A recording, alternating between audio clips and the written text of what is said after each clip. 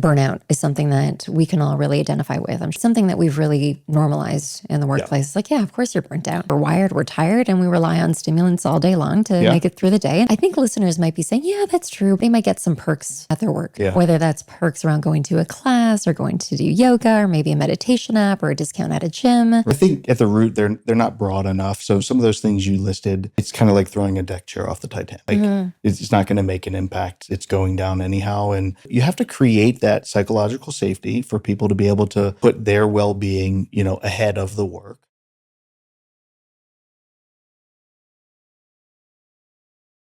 Good morning, everyone who is joining us live today. For new listeners, welcome to Rooted in Wellness.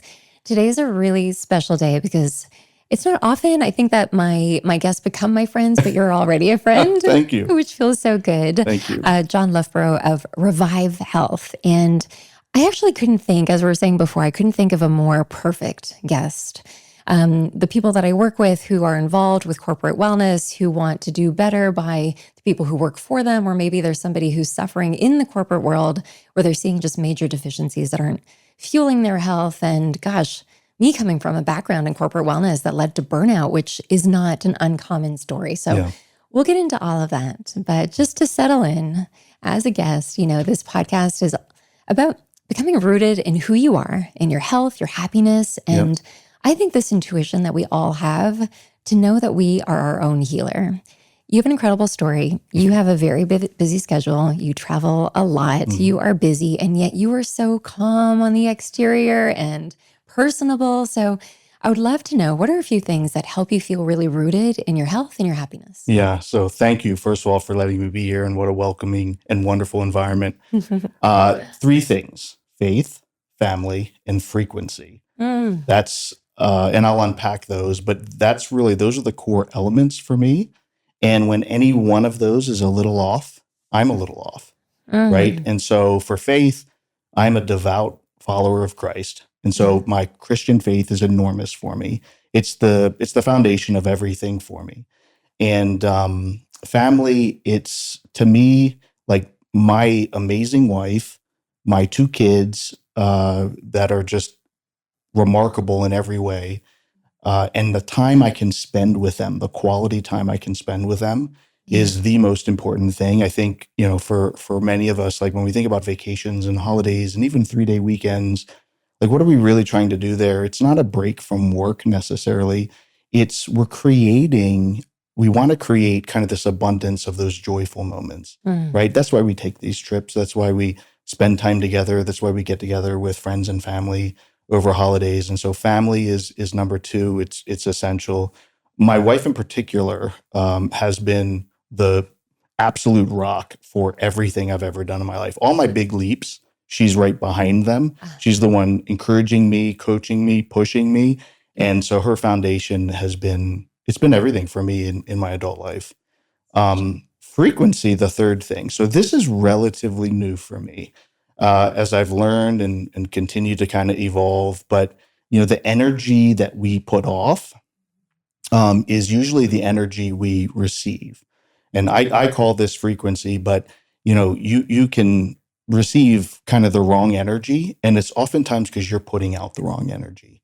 And I want to be very knowledgeable, very aware that how I show up, whether it's a meeting, or just walking into a room, how I begin and end conversations, it's a reflection of the frequency that I'm putting out. And having awareness of this is a big step forward for me. And I almost feel a responsibility to be a light in the world and put off that positive energy. Some people call this vibes, or there's different names for it, but I think of it as frequency. It's most appropriate. When you're on the right frequency, you're going to get the right frequency back. Oh my gosh, I love that. And not the answer that I would have expected coming from you. I was waiting for a protocol, a strong morning ritual that invite, reading newspapers and planning. I think those things are important. To me, those are tactics. Yeah. Those are tactics. And I do have some very strong protocols, maybe we would call them, but just really habits that have helped me. I'm big on affirmations. I'll tell you that up front, and I can share, what I do, but That to me is a tactic to get the right mindset You got so it. that I'm working the right way and living the right way. Well, I'm going to borrow that. That's a triple F: faith, family, and frequency. That's just beautiful.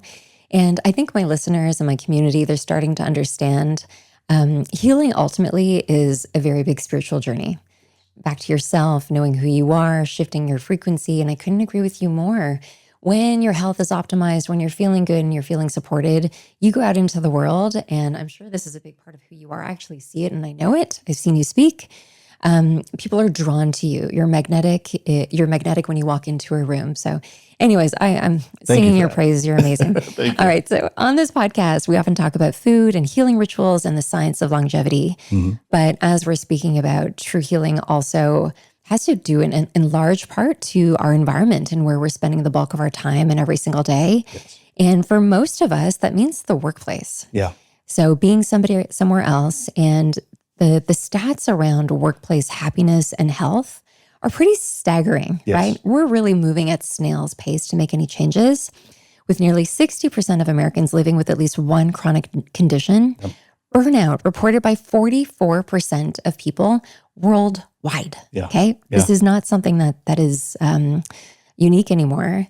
So it's really clear that we cannot separate corporate culture with health. They Right. really have to merge together. And you speak directly to this gap. Yeah. And, in terms of how you even fit into this ecosystem, I work with so many people who either manage corporations or they're part of a corporation, and they're suffering as a result of the environment that they're in, where they're spending the bulk of their time. Right. So we're going to dive into a lot of this today, but I'm interested in, with your journey, you coming into this and you were able to really take a global view. What are the gaps that you saw that inspired Revive Health? Yeah. I'll tell you, so a little bit of the origin story with Revive, and I think that'll set up, what we're doing for people, for what we call our members and for our customers, which are largely employers.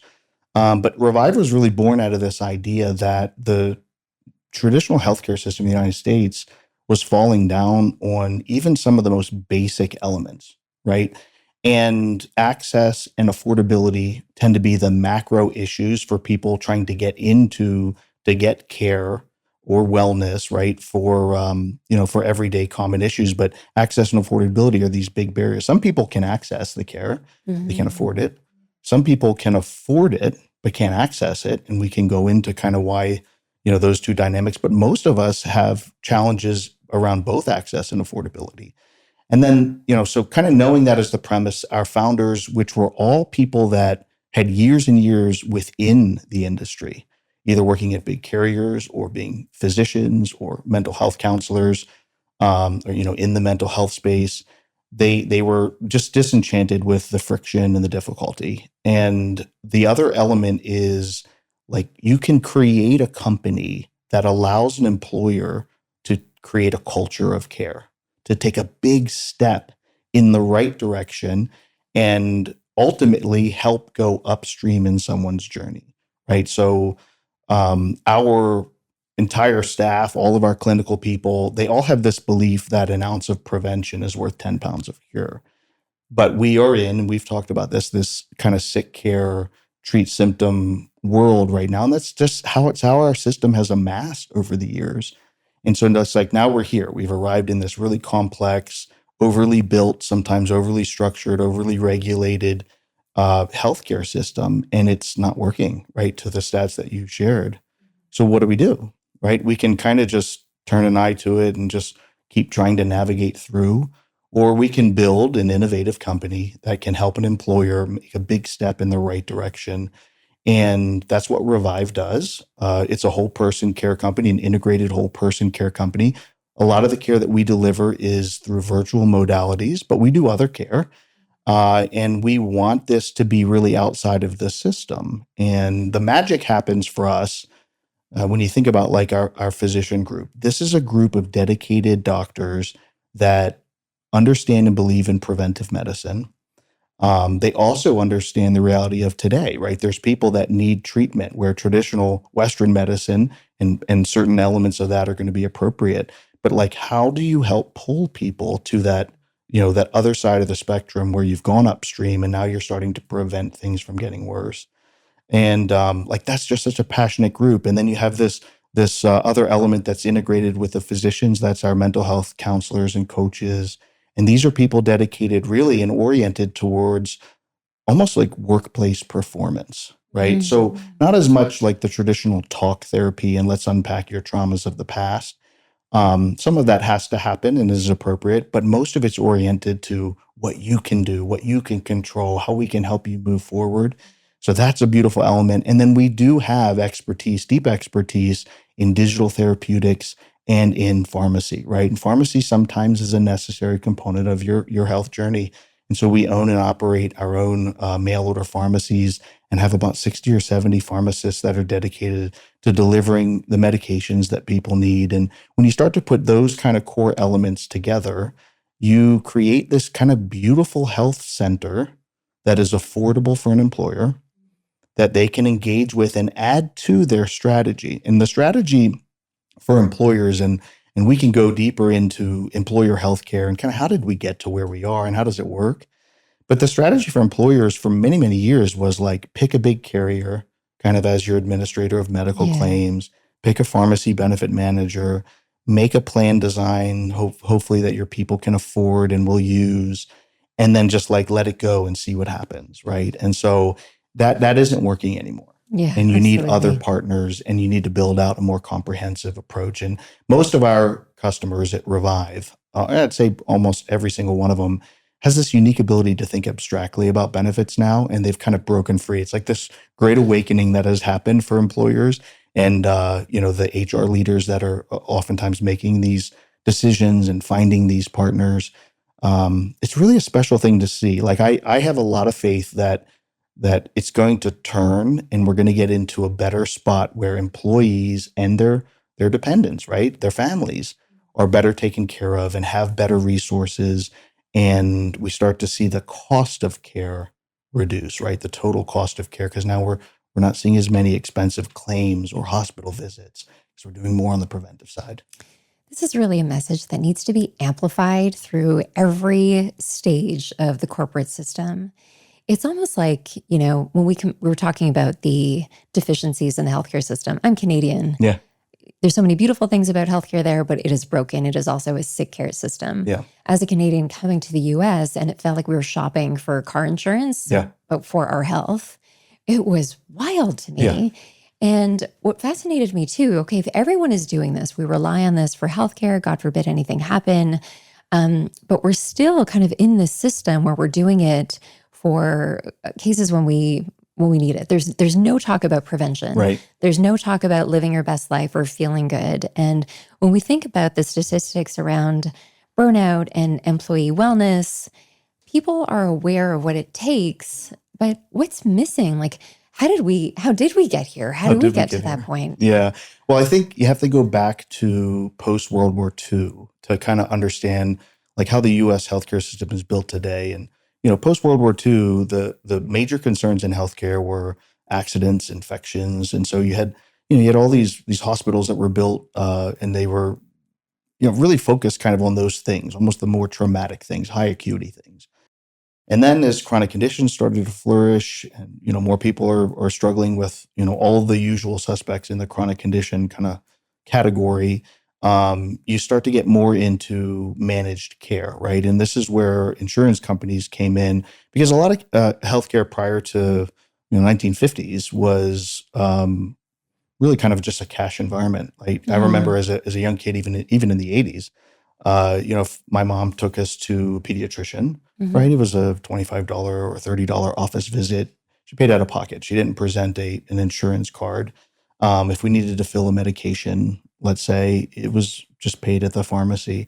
Managed care companies, which is kind of the evolution of insurance companies, came in and they really started building out these big plans. And now all of a sudden you got into co-pays, co-insurance, and all the stuff we know today. And like when you're doing that insurance shopping, especially as an individual, you're looking at all those things and saying, is this the right coverage amount? Should we buy this plan, that plan? It evolved into this really, really comprehensive thing. And now we're at this stage where the best healthcare systems in the world and some of the best healthcare systems in the United States, they can do almost anything you can imagine. They have really great capability around the most difficult and high acuity care. Think of like cancer treatment. Think of chronic all the autoimmune disorders. Like all of these things, they have some level of expertise on, but they're very expensive. It's very expensive to navigate it, and there's a lot of people out there that are kind of unfortunately stuck in this pattern where they have to rely now on the expensive system, and that's driving a lot of the cost. And so I would say we almost need really a reset, a complete reset. You got this dynamic where you have all these providers and all these big systems. And by the way, there's a lot of consolidation there. And then you have these really big insurers, and there's a lot of consolidation that's happening there. And then you have third-party administrators, you have PBMs, you have health solution companies. So it's a lot. It's a lot of noise. And one of the things that we focus on and do is help our customers, kind of like a laser beam through the fog, get recentered and refocused on preventive care, the basics, the foundations, and realize that some of this really expensive stuff is unavoidable, right? You're going to have some of those things that come through, but you can control this element, and you can create that culture of care. And that's what we're passionate about, because it starts there, right? Yeah. It starts on the basics. I'm really happy that we're talking about the deficiencies and kind of the brokenness of the system. I think people have to start getting a little bit louder about what is broken. Yeah. As a Canadian, I'll never forget coming back from a hospital. It was after I gave birth, and getting a letter from the insurance company with a bill. It's like getting a letter from your lawyer or something. Just this very insane, complex. Very complex. Yeah. Very, very expensive. We had great insurance, thank goodness. But we followed up with them, and they said, "Oh, no, that's not for you. That's just what we're submitting to the insurance company." Right. Or to everybody else who was responsible for paying it. That's right. And it's like, okay, so you're jacking the price up even then to convince somebody else to pay for it because I've got premium coverage, and it just was just so broken. That's a reflection of the system. So every hospital, right, every system that's providing care will have a charge master. And so oftentimes those things are hyperinflated because they know they won't get that from a reimbursement level, especially from the big, you think of the Blues, United, Cigna, Humana, Aetna. These are the biggest carriers in the country. They're not going to pay full price for delivery or any of these things. And so the long and short of it is there's a lot of manipulation. It's not a true kind of market reflection, and things like that. That what you were looking at was an explanation of benefits, or an EOB. Okay, it's overly complex. Most people get those and they're like, "What am I even looking at? What am I responsible for?" And so simplification of those things, and we call that friction at Revive. We call that unnecessary friction. That's why everything we do it's employer sponsored, but it's like a subscription. So think of like a Netflix subscription, right? On behalf of all your employees. But the care that we deliver is $0 to the employee. So there is no EOB, there is no bill, there's no uploading of payment. You're just getting right in, getting connected to a provider, getting connected to a mental health counselor, getting connected to maybe the medication that you need, and you're not paying anything. Yeah. And you can operate that way. Yeah. It's a beautiful thing when you break away, like I said, the barriers of access and affordability. Now people can re-engage and start to get care that they need or care their family needs. We'll get into the solution and talking a little bit more about that integration that you're working through. But let's just talk about, I think burnout is something that we can all really identify with. I'm sure our listeners, whether you felt it, somebody who suffers from it, but it's something that we've really normalized in the workplace. It's like, of course you're burnt out, right? It's what we do. We show up, we're wired, we're tired, and we rely on stimulants all day long to make it through the day. And then we'll go for a drink for happy hour to unwind at the end of the day. Right? We've been there. The World Health Organization has classified burnout as an occupational phenomenon, costing companies an estimated $322 billion annually in lost productivity and turnover. Like, wow. And I think listeners might be saying, yeah, that's true, but they might get some perks at their work, whether that's perks around going to a class or going to do yoga or maybe a meditation app or a discount at a gym. Right. But that's all great. I approve of all those things, but none of those deal with the root cause of the suffering, which means it's not going to go away. Right. They're not going to regain any of that time or lost money. So Why do so many workplace wellness programs fail to make employees seen and supported? I think at the root, they're not broad enough. So some of those things you listed, it's kind of like throwing a deck chair off the Titanic. Like it's not going to make an impact. It's going down anyhow. And I also think too, employers, 110 million Americans really kind of experience the U.S. healthcare system through their employer. So their employer will have an element where they can design and create and build kind of this benefit environment. But they also have limits, right? Most employers don't have an unlimited amount of money to be able to provide kind of the richest resources or the richest benefits. So there's that element. There's some natural kind of limiters to benefits. But I think to me, the bigger thing is what's the culture at the employer, right? Because the culture of the people, how you work, the values that the organization has, they play as much a part as resources that you may be able to put in place or provide. People also have to be willing to take advantage of those resources. For sure. I will say, by and large, the most discerning and progressive employers in the U.S. have problem awareness.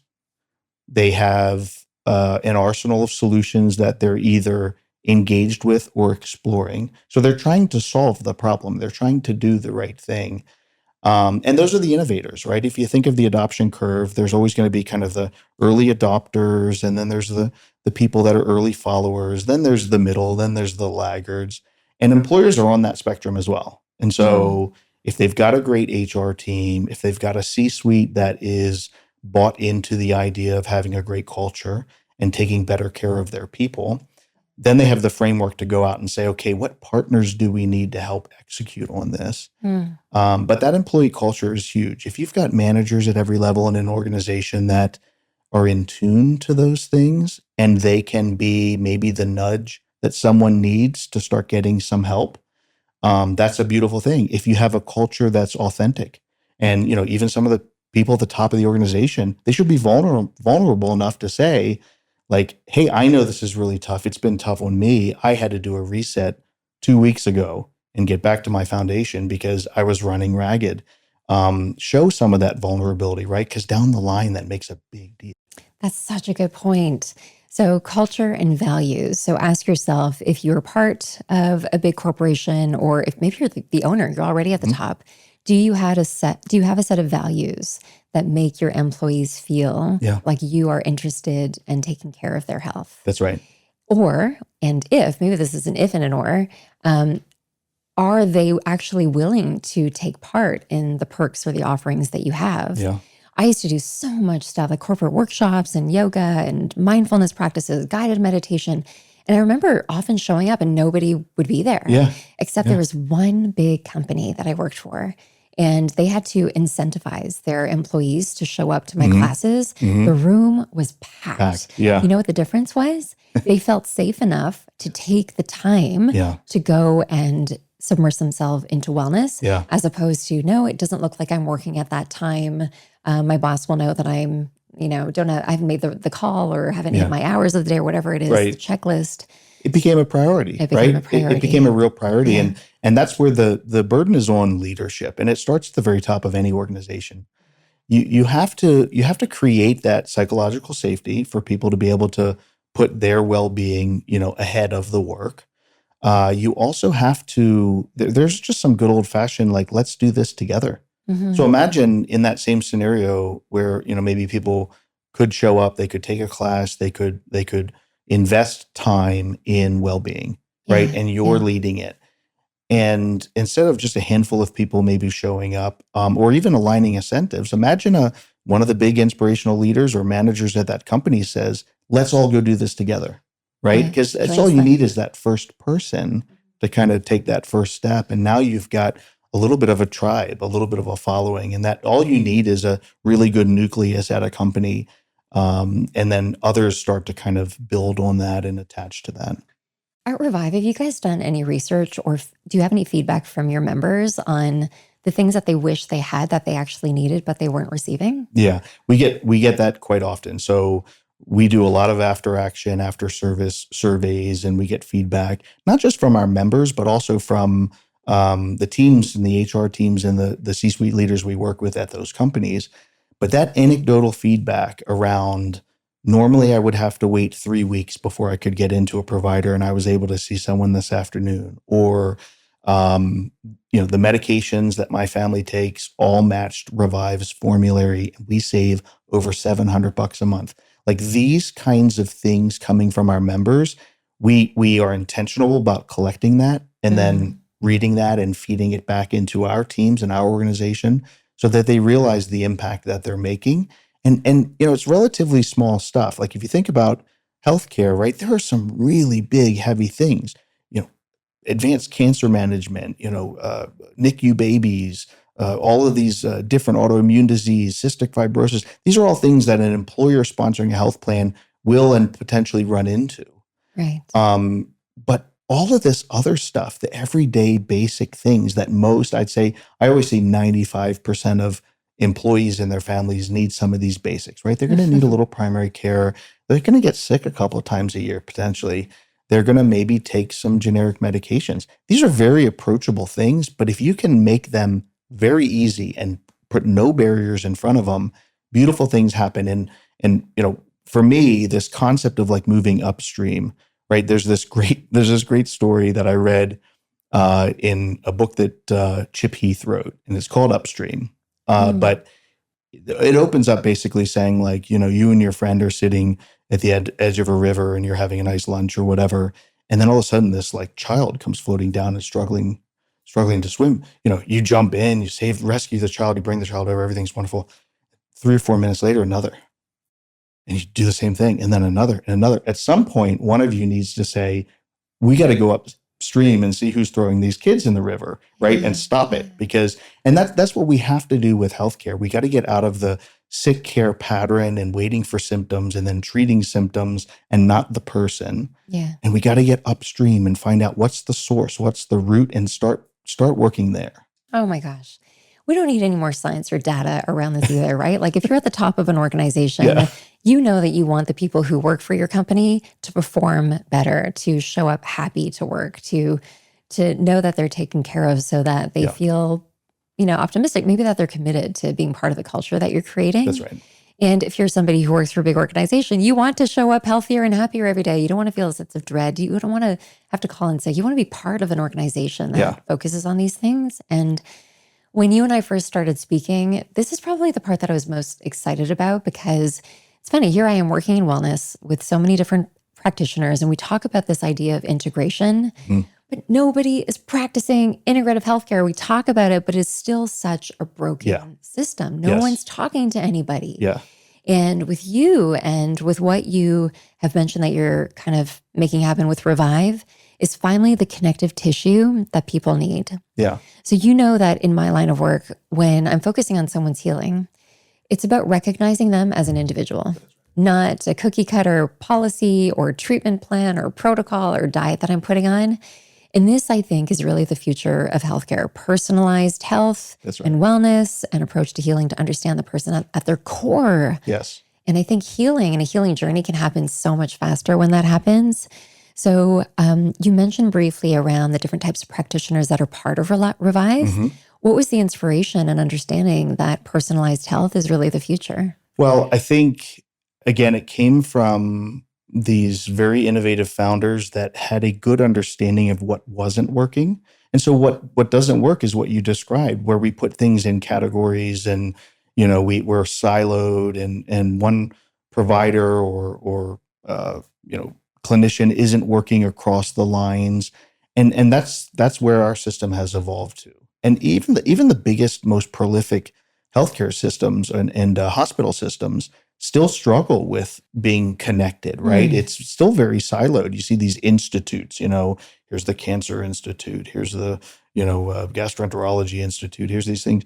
And so it's about letting providers practice at the top of their license and letting them work as teams, as units, right? All oriented around that individual.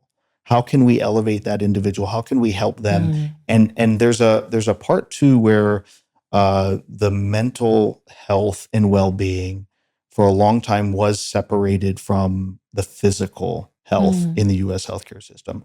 So that's a big step in the right direction, is how do you integrate that? And, at Revive, one of the things that's essential is this universal EMR, so that our clinicians, on the physical health side, can nudge and refer someone to a mental health coach, or vice versa, right? Something as basic as that is missing in most people's experience of the traditional system. And so it starts there, but our founders just had a very good vision of what was broken, and then Mm. tried to build, and did build, kind of the antithesis to that. And that's why we've had such great success. I will say another thing, backing up, an employer or anyone's kind of a traditional health plan that they might have, it also has its limits, right? An employer can only do Mm. so much. Yeah. The individual has a responsibility. And I think, one of the things I love about, your podcast here, and your whole theme, is let's help to educate and make the individual understand that they actually have more control than they might think they have. And to me, that starts with understanding the mind, right? So I think of the mind as a circle. And then if you drew a line between, a horizontal line in the circle, you have the conscious mind and the subconscious. And the conscious mind, that's that inner talk that we have.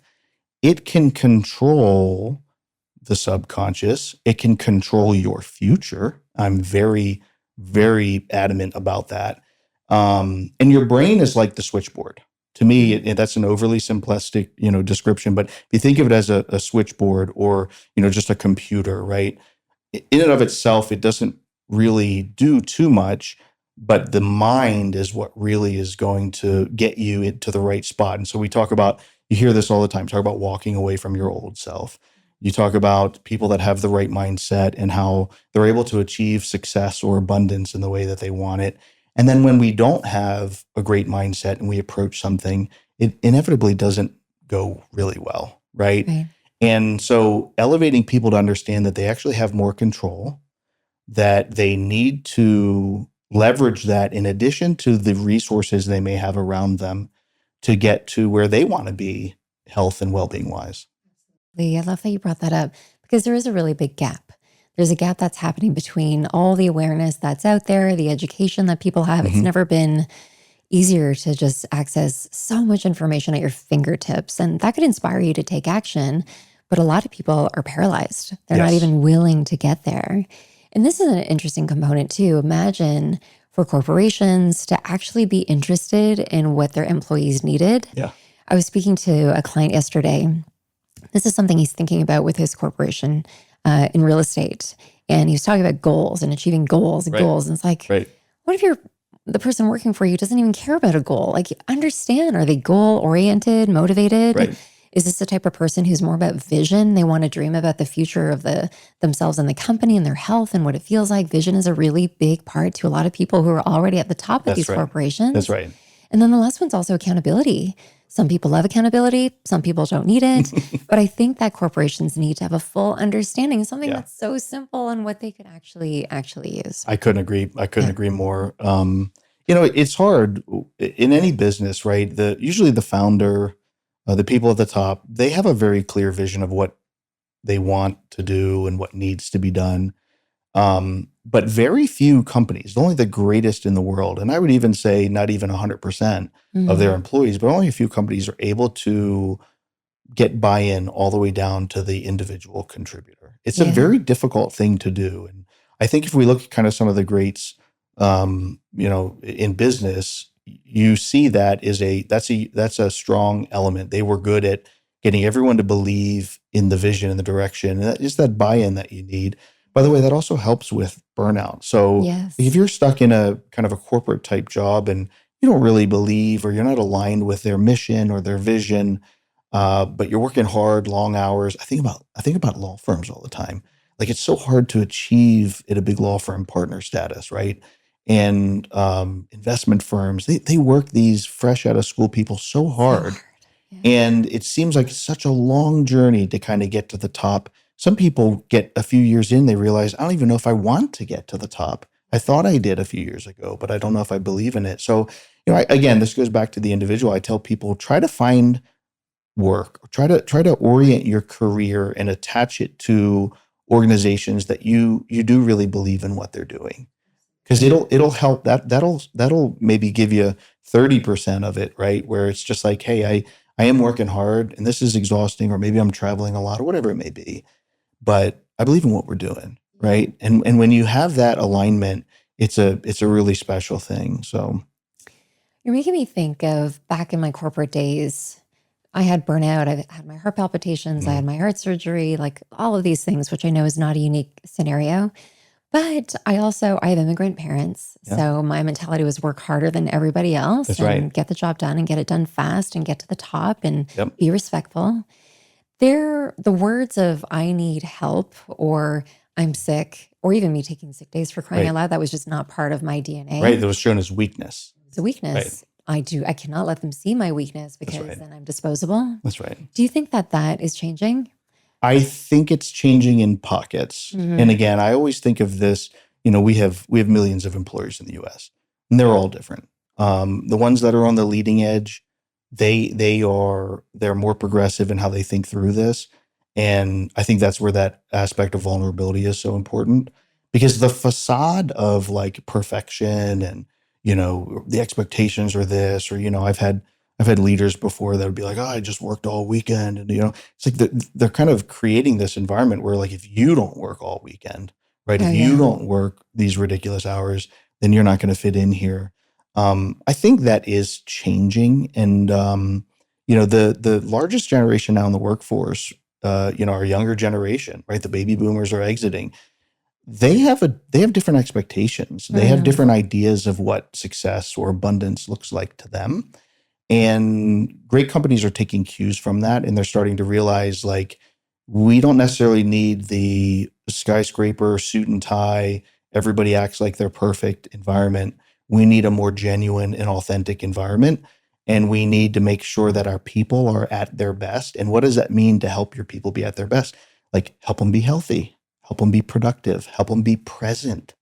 Um, Work with them when they're going through the ups and downs that everybody goes through.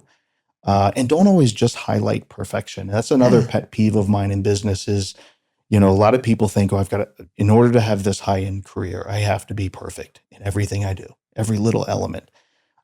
That's not really true. And, if I could kind of say a message loud to everybody out there working, it's not about being perfect. It's about being a great learner in your environment.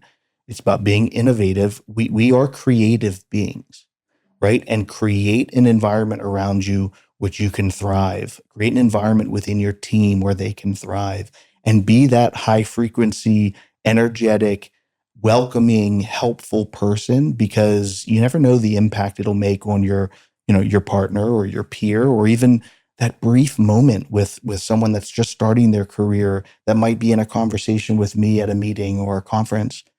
Like, I need to make sure I understand the impact of something small like that to that individual, because I remember when I was that person Mm. and I got to meet somebody maybe that was, at the higher end of the corporate hierarchy, and those moments were just seared into my head. And we have to be aware of this, I think, as leaders in any organization. But to me, it's evolving, and I'm excited to see where it's going. People do care. They're just not always sure, how do I get from A to Z.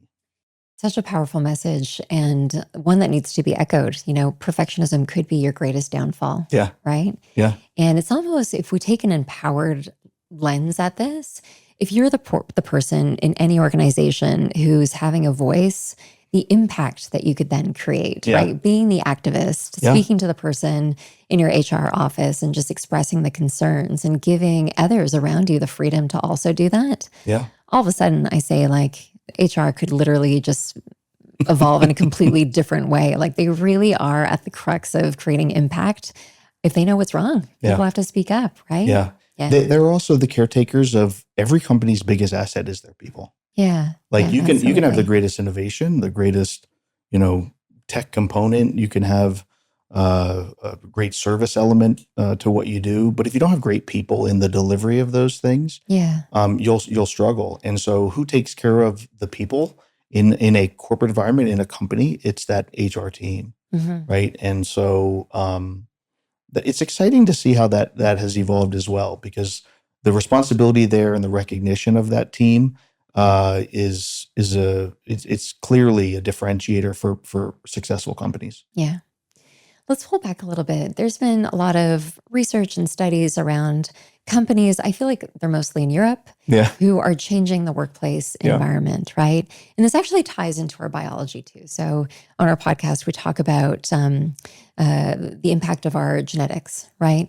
So if you know in systems biology, we know that our genes load the gun, but lifestyle and your environment actually pull the trigger. That's right. And so companies are now seeing, just by showing up into a workspace that feels more relaxing, more inviting, where the tone is set with optimism, happiness, peace, or calm, it's actually driving the habits of people that work there. Yeah. So in your mind, and if you could paint kind of a vision for everyone, how do you meet people where they're at? What does it look like in practice to get from here to there? I think you have to start with the vision. And then you have to create kind of the strategic pillars that align to that vision. So, you might have a vision of we want this amazing workplace where everyone, is at their best and they feel welcome all the time and it's supportive, whatever the vision might be. There are 4 or 5, maybe 3 or 4 pillars, okay, that are essential for you to get, like those are the key things you have to get to that vision. And then there's going to be initiatives under those pillars. Those initiatives are going to be more like projects, right? And so what we're kind of building out here is a strategic plan, and it's usually a multi-year strategy. This is one of the challenges when you think about HR and benefits is they're on this 12-month treadmill because insurance and their contracts, they all renew on 12 months. But this is way bigger than that, right? And so you've got to create kind of a multi-year plan. And how we get there, you might not have every step figured out when you create the plan, right? Have the flexibility to be able to alter it and change it as needed. But it is possible, right? And a really good plan and people that are dedicated to executing on it, it can move mountains for an organization. It really can. Absolutely. There's actually studies on it. So I pulled up a study last night. So every $1 that's invested in employee health can return $3 to $6 in productivity and reduced healthcare costs. That's a Harvard meta-analysis question. Right. And it's a great study, and it is 100% true. It actually might be higher than that. Yeah, I'm sure that was an older study. But yes, when we invest in our people, when we make that courageous step, it's a little bit of a bet, right? And so, you're going to have the people that are on maybe the CFO side of it or the financial side where it's like, okay, we're making this investment. But they have to be on board as well. Everyone has to believe.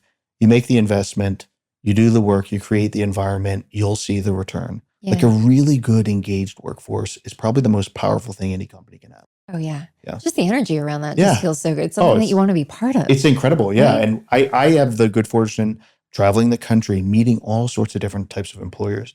And I'll always say, like, when I'm in that energy, when I'm feeling that frequency, I'm like, oh man, I could work here. Like, and that's probably, to me, that's one of the greatest compliments I could give them, right? Because they're doing all of the right things that they can do to create that environment. And then I'll go back to the individual again. And we talk about kind of the corporate environment. So there's the office environment, but we have millions of Americans that are working from home. True. Like most of our 290 employees at Revive, are working usually remote from their home.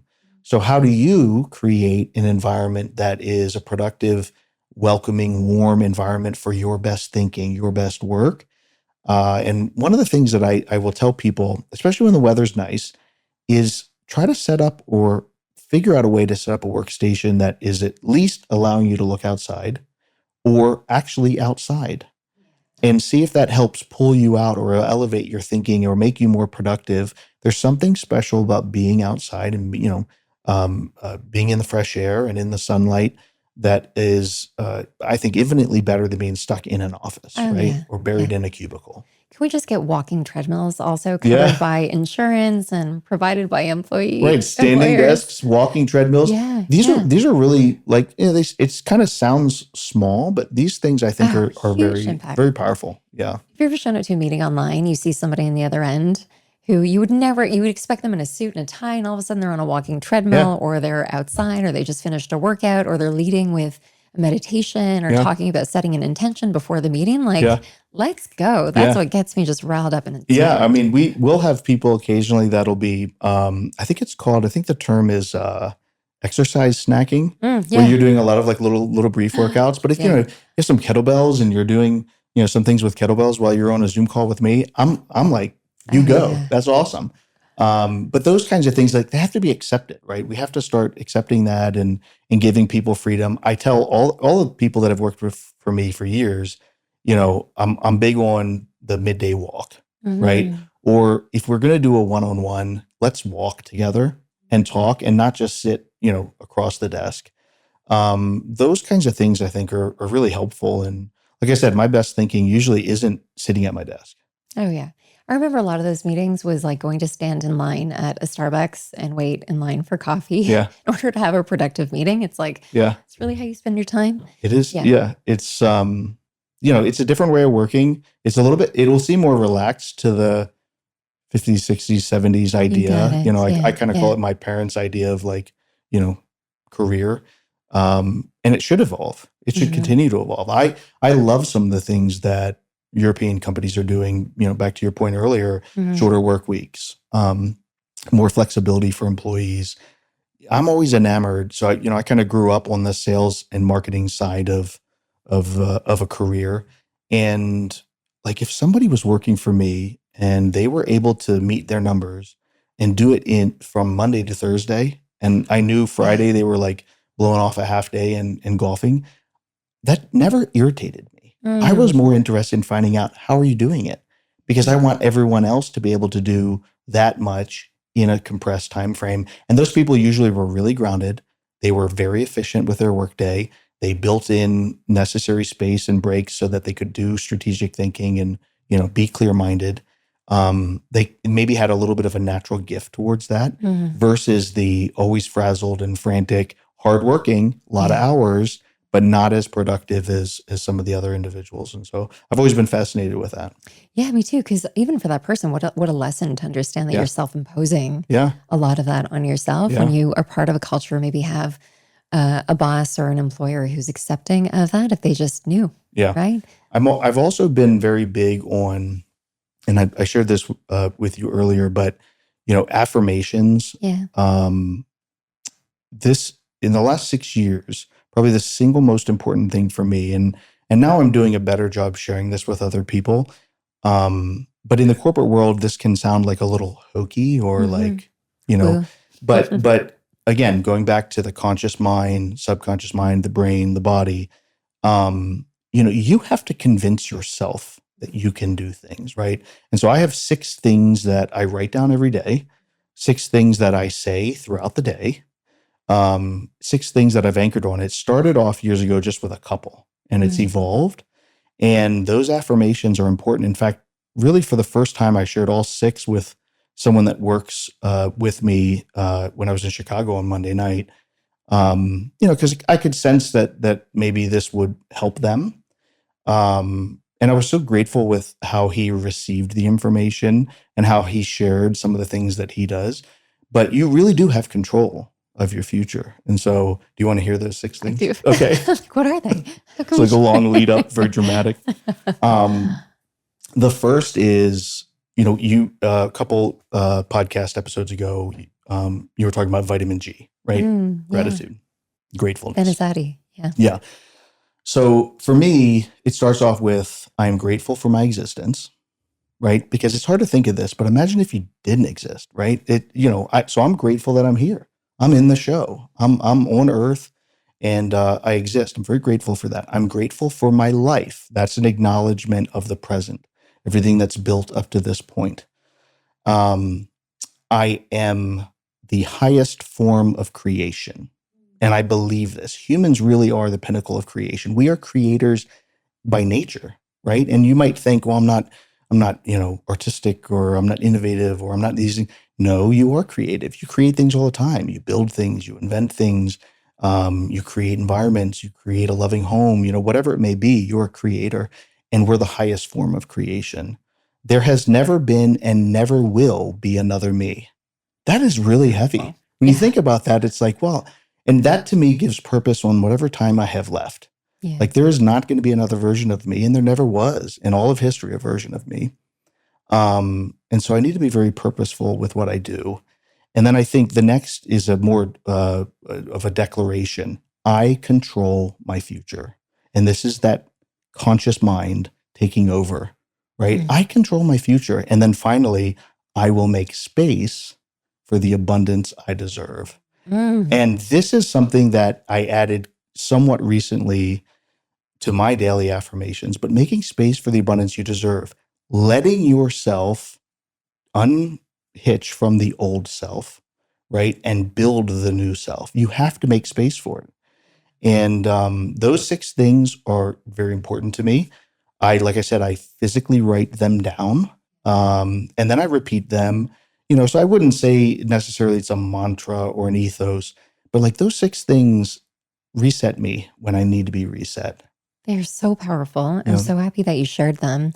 And for listeners, we talk, there's been so many people who will mention affirmations or morning practices, and there's still that stigma, right? Affirmations can feel very much like I am free, I am powerful, I am Right. wealthy, I am rich, and you're just repeating these words in your mind. Right. But what you're talking about, and I know that you can actually feel it through your voice, goes directly with your value of frequency. Mhm. And this is part of NLP too. If there's something that you want to feel, someone that you want to become, even a version of yourself in health, when I'm helping my clients visualize, you have to feel it for it to become real. So Yes. you weren't just repeating words, you were actually stepping into the feeling of it actually being a reality. Yes. And I think that for you, what might be a driving force that would like trickle down, this just makes so much sense in understanding who you are. Yeah. That energy that you have, it's something that people might not understand just yet, but they know they want to be part of it. The words that you said, I don't necessarily feel in myself yet, but I know I definitely want to know more Yeah. about that. So Yeah. I think that's why, the person that you're speaking to is probably open. And I think that everyone is actually very open to these things. Yes. I'm so happy that you shared. They should be. And it is actually something that was personal. And I thought a lot about like, do I want to share these things? But again, back to my theme of like, let's show some vulnerability and let's help others. There's a lot of people that don't even think through that they have a conscious and a subconscious mind. The subconscious is this vessel where all of the stuff that we consume and see and we're exposed to kind of just dumps in there, right? So like I will tell you, I'm not a person that has social media. I'm not on apps. I don't have news apps on my phone. I've eliminated kind of those things because I really don't need that. That has helped. So there are like some tactics that you can do, but the single biggest thing is being really in touch with my mind and understanding that you can almost will things to happen, right? And so that once you kind of figure that out, it's like, whoa, wait a second. I'm this like, I have this very powerful energy or frequency, and I can do the things in this life that I need and want to do. And I have more control than I think or thought I did. I love that. Yeah. I feel like teaching somebody how to change their state is like giving them a superpower. Yeah, it is. And what I'm learning about you, which I love, I'm learning so much today. My goodness. You are a very intentional person. None of this, the practices that you're speaking to, they're based out of intention. Yeah. And with a lot of us, it's very hard to put intention into action. But when you live it, it becomes really, really easy. So let's put this back into the forefront of what you're building. The pillars that you intentionally chose for Revive. Mm-hmm. Can we talk about what those pillars are? Yeah. Because I've heard you say a few times today, purpose and well-being. And Yep. It's not just about, the prescription aspect and the doctor aspect and the protocol aspect. It's about so much more. Yeah. I mean, our goal is to create this company that can become a partner to our customers and our employers so that ultimately they can create that culture of care, right? So we're really an enabler, Mhm. right? We get hired to come in and we do create these things in these environments, but it's to help them deliver a culture of care. And that's how you make the mass impact, right? That's how you make the big impact on all the employees and all the people that are, under all these corporations. And so it starts with, yes, there's a service element. And there's always a business element, but it really starts with our own corporate culture. So we have 6 immovable values that are incredible to our organization. They are embedded in how we hire, how we work through coaching and career development.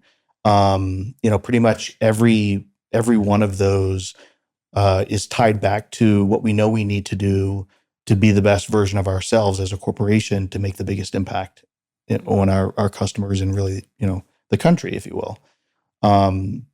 Range is the first one. Okay.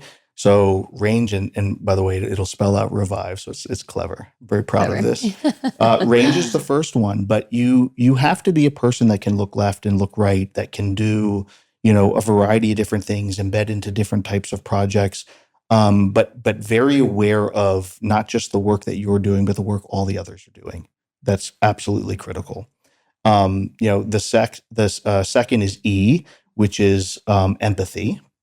And so we have to be empathetic with each other. The way we work with each other is it's critical, right? If you're truly a team, you're picking each other up when they need to be picked up.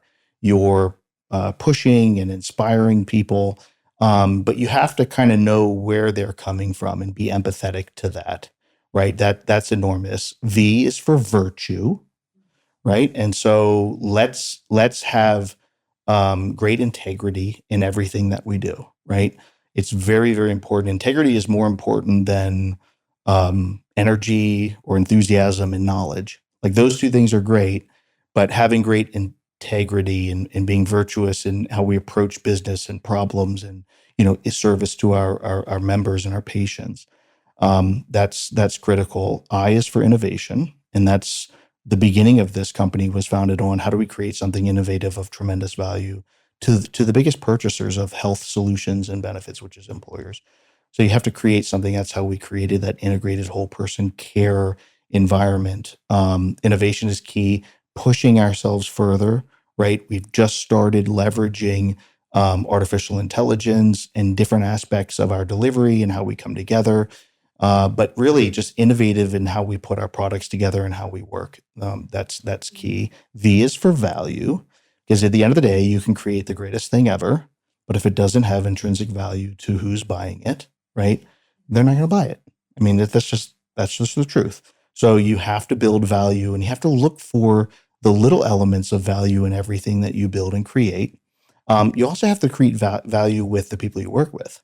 Right. And so if you're on a team or you're leading a team or you're leading the whole organization, like you need to display your value and you need to inspire, the best out of them. Right. And that's a key element. And then the last E is execution. That's a little bit of that A to Z that we talked about. Like, how do you get from here to there? Right. All these things are great to talk about or to invent or think about, but actually executing on a vision it's difficult. It's why so many businesses fall apart, because the trap is that it is hard to kind of get it in play and create the strategies necessary, get people on board, lead them through. And so those are our 6 corporate values, and they really are the foundation, the pillars to everything that we do. Mm-hmm. And we're going to be around a long time. We just crossed a really big barrier at Revive, and over 3,000 customers, over 4.5 million members. And we're going to continue to grow, but you have to have a foundation that you can grow upon. And values are so pillar. And even, for entrepreneurs listening today, I think it applies to you also. It's these life values that are the backbone to any business. And I would say also to your health. Do you know one of the first practices I take all my clients through? No. Core value elicitation. Yeah. Understanding what your personal core value is. Right. Because even if it's through the lens of health, knowing what you stand for is what's going to get you to the execution of achieving your goal and having it become a reality. So it's funny, right? Like that integration, how it really all merges together. Yeah. And you mentioned AI. Do you see AI being a big part of the future? Like for me, I resisted it for the longest time. I built Mona AI, but it's become this incredible gift for touch points. Yeah. For when people are in between conversations like these that need the reminder or access to something that doesn't feel like going to a therapist, but you have access to things that know how to coach you or lead you or guide you. That's right. I believe, and AI already is tremendously powerful in healthcare. but it's going to permeate every aspect of healthcare, just like it's permeating every aspect of every industry, pretty much. So I think when it's harnessed the right way, and it can be like delivered and a part of the overall member experience, it's a wonderful thing. Yeah. I think if it is anything off of that or different from that, I think there's some troubling elements. We don't need AI in every aspect of our life.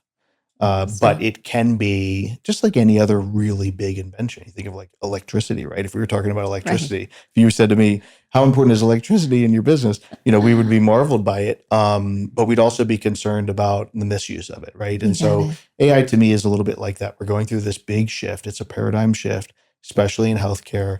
But what is going to really have value to that patient? And I think it can do a lot of really good stuff. And that's why we're at the forefront of making sure we feed it not only through the member experience, but the provider experience on the back end, right? AI can be instrumental in helping providers be more efficient, be more effective, not miss things. Yeah. Right. And so there's just a lot of power there.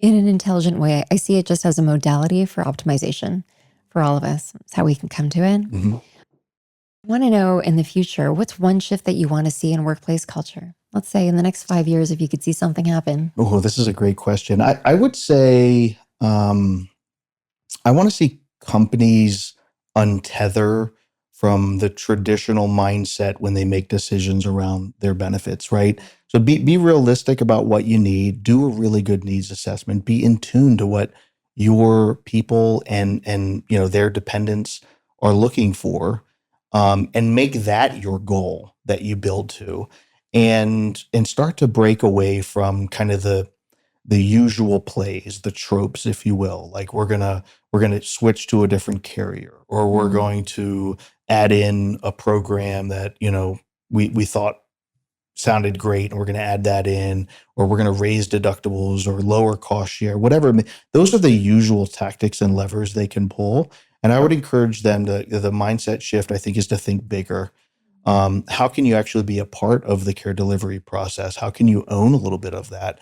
How can you create an environment that delivers on a culture of care and really show people how important this element is to them? And I think like I said, I think we're evolving to that. And I'd like to see that just accelerate over the next 5 years. And if you could speak directly to the leaders who are listening or watching this, what advice would you give them around supporting their team's well-being? You have to be intentional about it. And so we can talk about it. We can provide materials. We can even provide, mental health counselors at $0 access like we have through Revive. But you have to be intentional about why you're doing it, right? And you've got to evangelize the things that you're doing that are good things for your workforce. So I would say to leaders, like, orient yourself to, number one, believing and understanding that your people are the most important asset your company owns.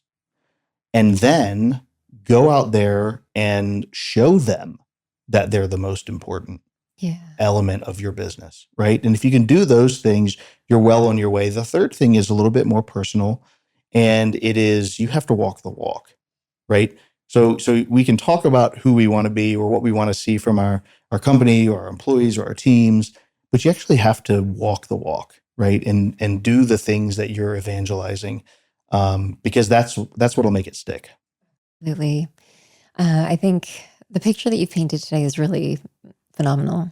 And I want everyone to just imagine a world where how we go to work, how we live work culture is actually a reflection of us looking our best, feeling our best, aging our best, who has our longevity in mind, our peace of mind as a focal point.